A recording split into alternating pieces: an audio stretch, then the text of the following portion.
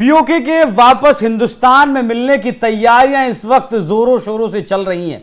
भारत कुछ नहीं कर रहा है। भारत ने तो सिर्फ कहा है कि पाकिस्तान से अगर बात होगी तो वो आतंकवाद के मुद्दे पर होगी और पीओके के मुद्दे पर होगी। लेकिन अब पीओके में रहने वाले मुसलमान ही पाकिस्तान के खिलाफ मोर्चा खोलकर सड़कों पर उतर आए हैं। ये सिया मुसलमान हैं, हजारों की संख्या में लगातार वहां प्रदर्शन हो रहे हैं। आज से नहीं हो रहे हैं, लगभग सालों से ये प्रदर्शन लगातार चलते आ रहे हैं। क्यों ये प्रदर्शन हो रहे हैं, क्या हुआ है, क्या होगा, इन सब विषयों पर चर्चा करेंगे। मेरे साथ मौजूद है हमारे वरिष्ठ सहयोगी पंकज प्रसून। सर, सिया सुन्नी का तो विवाद देखते हैं कि बहुत गहरा है। एक तरफ ईरान सियाओं का मसीहा बनता है तो सऊदी सुन्नियों का बनता है। ये पीओके में क्या मसला है सिया सुन्नी का? पीओके और गिलगिट बाल्टिस्तान दोनों में ये मसला है। ये इस वजह से कि देखिए, किसी जमाने में गिलगिट बाल्टिस्तान का पॉपुलेशन में 50% से ज्यादा शिया थे। अभी वहां क्या हुआ है कि पाकिस्तानी आर्मी ने भर भर के ले जाके पंजाबियों को वहां बसाया है और डेमोग्राफी में चेंज किया है। अभी वहां 1970 से यह काम पाकिस्तान लगातार कर रहा है। अभी वहां शिया आबादी सिर्फ 28% रह गई है। 22% घट गए, जो कि 1948 में 53% थे। 1948 में, और अभी जो है वो घट के सीधे 28%।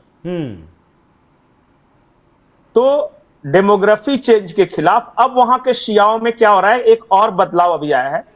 वहां शिया सुन्नी के झगड़े शुरू हो गए हैं और इनकी मस्जिदों पर हमले, ये सब शुरू हो गया है।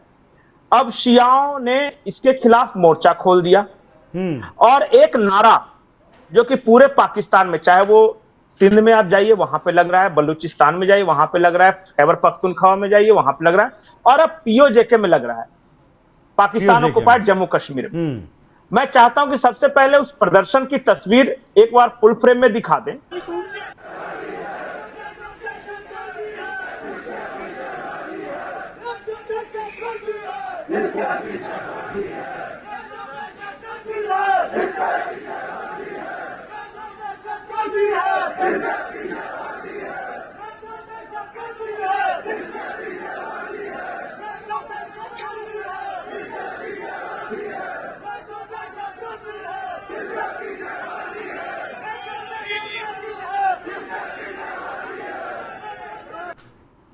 पूरे पाकिस्तान में एक ही नारा लग रहा है सर, वो बलूचिस्तान हो, खैबर पख्तूनख्वा हो या पीओके हो, ये जो दहशतगर्दी है उसके पीछे वर्दी है।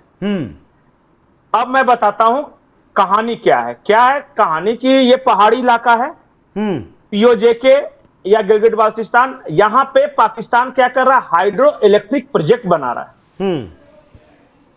ये स्कर्दू का इलाका, बाल्टिस्तान में ये सब, और जहां पे ये हाइड्रो इलेक्ट्रिक प्रोजेक्ट्स बन रहे हैं वहां पे शियाओं की अच्छी खासी आबादी है। तो इन्हें वहां से डिस्प्लेस किया जा रहा है, हटाया जा रहा है। अब इन शियाओं का कहना है कि एक तो हमारा पॉपुलेशन ऐसे ही कम होता जा रहा है, ऊपर से तुम बड़े पैमाने पे वहां से विस्थापित कर रहे हो।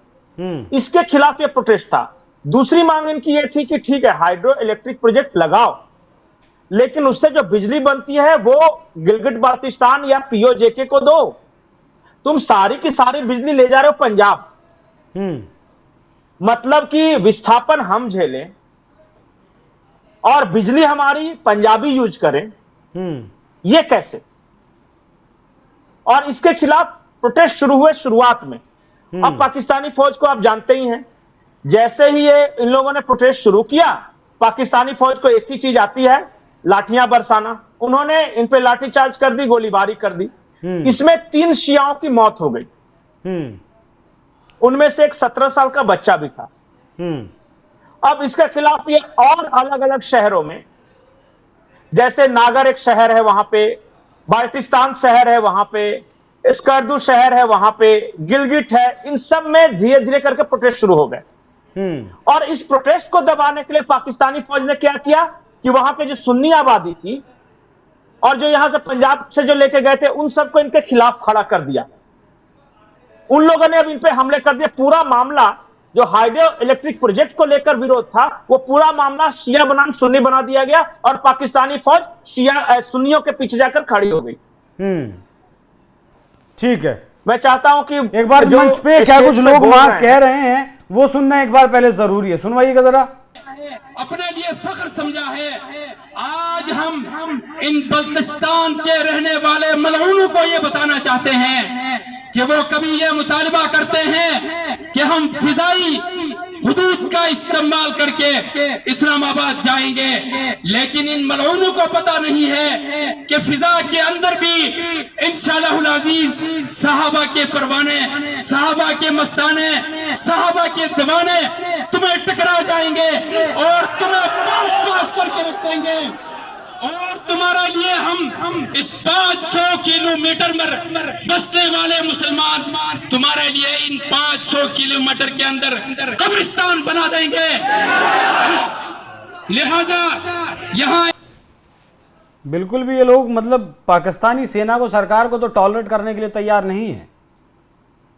एक और मैं बताता हूं, जो हमारा जो करगिल वाला इलाका है ना, वहां शिया पॉपुलेशन ज्यादा है। तो ये जो शिया हैं पीओजे के वाले, वो कह रहे हैं कि अब करगिल खोलो, अब हम वो बॉर्डर नहीं मानते, हम करगिल की तरफ मार्च करेंगे।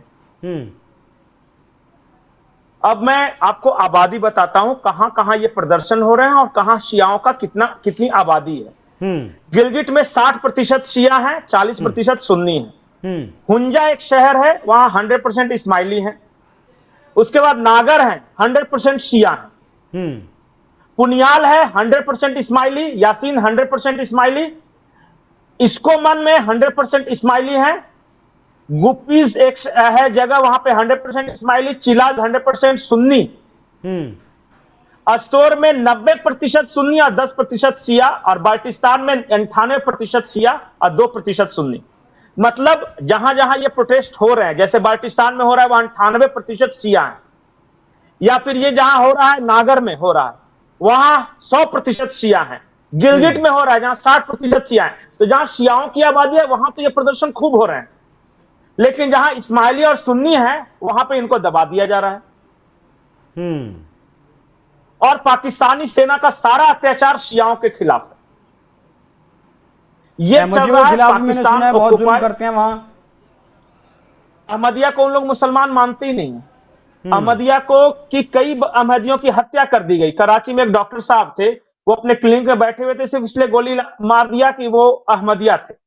वो छुपकर अपना ये जो फेथ है वो मानते हैं। या फिर जो अहमदियों के जो कब्रिस्तान है उन पे कब्जा किया जा रहा है। ये पाकिस्तान में कॉमन प्रॉब्लम है, आम बात है।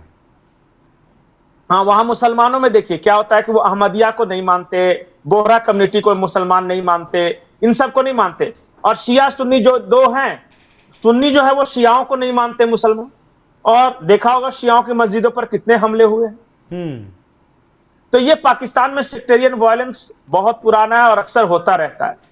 लेकिन मेरा ये खबर दिखाने का एकमात्र मकसद ये था कि कैसे गिलगिट बाल्टिस्तान में रहने वाले शियाओं पर सुन्नी पाक फौज अत्याचार कर रही है। क्या छोटा सा तो मसला था कि बिजली हमें भी दे दो, और इसको बढ़ा बढ़ा के देखिए कैसे उन लोगों ने वहां सुन्नियों को इनके खिलाफ खड़ा कर दिया, फिर इनको मारा पीटा, 3 लोगों की हत्या भी कर दी। तो पाकिस्तान में किसी का नहीं है। क्या ये लोग भी बलूचिस्तान 2.0 बनेंगे? क्या बनेंगे ये नहीं पता, लेकिन गिलगिट बाल्टिस्तान में इनकी आबादी बहुत अच्छी है। तो कम से कम गिलगिट बाल्टिस्तान में तो इनका दबदबा है। बाकी तो लोग मानते ही नहीं खुद को पाकिस्तानी। यासीन में तो नहीं मानते, इसलिए तो नहीं मानते कि अत्याचार करेंगे। पाकिस्तानी फौज आज पाकिस्तान की सबसे बड़ी समस्या है, क्योंकि सारा कंट्रोल पाकिस्तानी फौज के पास है। इसलिए पाकिस्तान के हर कोने से सिर्फ एक ही नारा सुनाई दे रहा है। वो नारा क्या है? ये जो दहशतगर्दी है इसके पीछे वर्दी है। अब तो सर फील्ड मार्शल भी बना दिया गया मुनीर, और क्या चाहिए अब? जब आप किसी फील्ड मार्शल को और ज्यादा ताकत दे दी गई। ताकत नहीं, वो क्या है, जब आप किसी फील्ड मार्शल को फील्ड मार्शल बनाते हैं तो यही होता है, जो आदमी जंग के दौरान बंकर में छिपा रहा उसको प्रमोशन दे दिया। सर वो बंकर भी तो जंग में ही था ना। अब ये क्या बात हुई, परिवार को लंदन भेज दिया, खुद बंकर में घुस गया, और उसको कह रहे हैं कि ये सबसे बड़ा, क्या बता रहे थे हमें, ये फकर है, फकर असीम मुनीर है, फकर असीम मुनीर, क्या वो शहबाज शरीफ कह रहा था, समझ में नहीं आ रहा था। हमें फकर है जो मतलब अच्छा, जीत दर्ज की है उसके ऊपर। अच्छा, मुझे लगा कि बीच में अंग्रेजी शब्द इस्तेमाल किया, लेकिन खैर जाने दीजिए, उर्दू वाला ही था सर। अच्छा, खैर, उर्दू वाला, ठीक। ठीक है। अब पीओके हिंदुस्तान के में वापस आएगा, मिलेगा, उसका शुरुआत माने, क्या कुछ माने इसे, कंक्लूजन तो दीजिए इसका कुछ। कंक्लूजन यही है कि शिया परेशान है पाकिस्तान में। शियाओं की सबसे ज्यादा आबादी ईरान में है और उसके बाद सबसे बड़ी आबादी भारत में रहती है। तो वो ईरान और भारत जो है वो शियाओं की रक्षा करे, ये दोनों का कर्तव्य है। गिलगिट बाल्टिस्तान दोनों में, एक जगह गिलगिट में 60% शिया है, नागर में 100% शिया है और बाल्टिस्तान में 98% शिया है। तो कम से कम इन जगहों पर शियाओं की रक्षा के लिए बढ़ना चाहिए, दोनों देशों को हाथ मिलाना चाहिए, ईरान और भारत को। ठीक है। तो पाकिस्तान में इतना कुछ घट रहा है सर आजकल, तो मतलब इतनी खिचड़ी बनी हुई है, कुछ भी कहना मुश्किल है कि कल पाकिस्तान में क्या होगा। सिंध प्रांत में बताइए, गृह मंत्री के घर में जनता ने घुसकर आग लगा दी, तोड़फोड़ कर दी। मतलब एक प्रदेश का अगर गृह मंत्री सुरक्षित नहीं है तो आप पाकिस्तान में समझ सकते हैं किस तरीके के हालात हैं। मिलिट्री को, सेना को लगातार मारा वहां जा ही रहा है। बाकी अब देखना होगा कि क्या कुछ होता है। जी, एक बड़ी खबर है, अभी अभी पाकिस्तान हाई कमीशन के एक आदमी को, जो वहां काम करता था, डिप्लोमेट था, उसको भारत सरकार ने निकाल दिया है। वो जासूसी कर रहा था। उसको तो पहले निकाला था, दानिश जो था। हाँ, और एक आज निकाला अभी। और बाकी सबको वार्निंग दी है कि भारत में रहना है, अगर डिप्लोमेट बन के रहना है तो डिप्लोमेट की तरह व्यवहार करो, ज्यादा चूचा पड़ती तो सारा हाई कमीशन खाली नहीं। मुझे याद है पंकज सर के एक दिन मेरी और आपकी इस विषय पर बहस भी हुई थी। ऐसे लोगों को रखना ही क्यों है यहाँ देश में, जो इनके साथ व्यापार नहीं करना, बातचीत नहीं करनी, तो ऐसे लोगों को रखना ही क्यों है देश में। निकाल के उठार के बाहर फेंकिए पाकिस्तान में। बाकी खैर देखना होगा। जी, नहीं, ऐसा होता नहीं, चाहे कितना भी खराब देश हो। अब इराक ने अगर हमला भी किया है, मतलब अमेरिका ने इराक पे हमला भी किया है, तो इराक में अमेरिकन एम्बेसी रहेगी। मतलब हो सकता है, ठीक है सर, डिप्लोमेटिक रिलेशन हो, लेकिन ऐसे लोगों से मतलब रहना ही नहीं चाहिए। ठीक है। पीओके में देखते हैं कि आने वाले वक्त में क्या कुछ होता है। क्या ये एक शुरुआत है जिसकी तरफ हिंदुस्तान ने अभी पिछले दिनों कहा था, प्रधानमंत्री मोदी ने भी कहा था कि अब बात सिर्फ पीओके पर होगी। बाकी पीओके में चलते संघर्ष पर आप लोगों की क्या राय है, कमेंट कर जरूर बताइएगा। नमस्कार।